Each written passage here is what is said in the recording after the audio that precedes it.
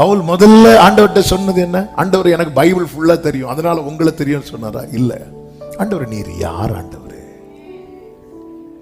First கொஸ்டினே Pavul கேட்டது நீங்க யாருப்பா? இந்த கேள்வி நமக்குள்ள எப்பொழுதுமே இருக்கணும்.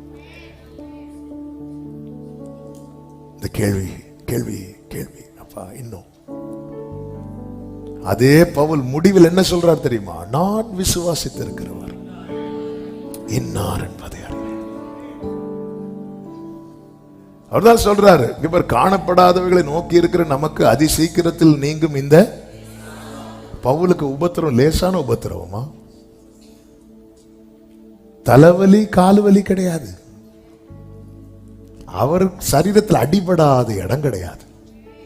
அவருடைய பிரச்சனை எல்லாம் 2 கொரிந்தியர் 11 பெருசா சொல்லியிருப்பார்.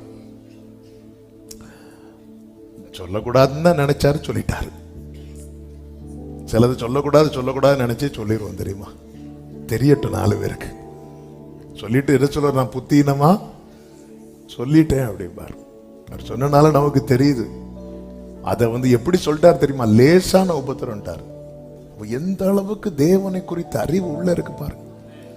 பவுல் மேல கல்ல எறிந்து அவன் செத்துட்டான்னு நினைச்சு அவனை பட்டணத்துக்கு வெளியே போடும்போது அவர் திரும்ப உள்ள வந்து பயந்திருந்த சீஷர்களுக்கு திடப்படுத்துறார். இப்படி அநேக உபத்திரவங்களின் வழியாய் தேவனுடைய ராஜ்யத்தில் பிரவேசிப்பது நமக்கு நியமிக்கப்பட்டிருக்கிறது.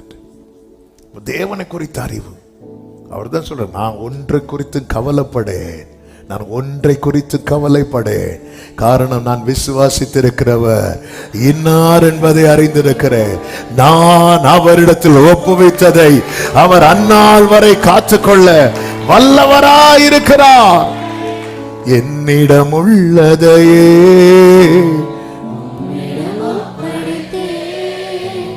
அந்நாள் வரையிலுமே என்னை காத்திட